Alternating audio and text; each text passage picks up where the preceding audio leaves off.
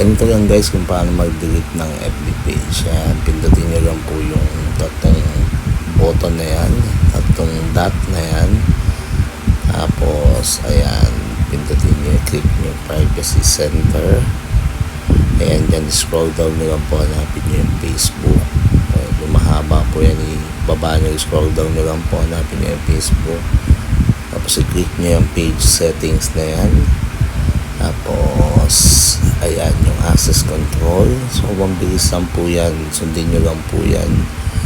And then ayan, temporary deactivate, i-click nyo lang po yan, delete your page. Tapos yan, piliin nyo po yung delete your page, tapos continue. Ayan po ang pinili ko, yung I have a privacy concern.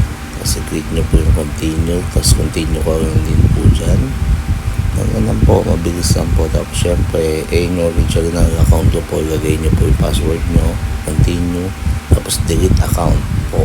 Ayan, click nyo yung delete account. So yan na guys, ayan, deleted na yung The Marshall.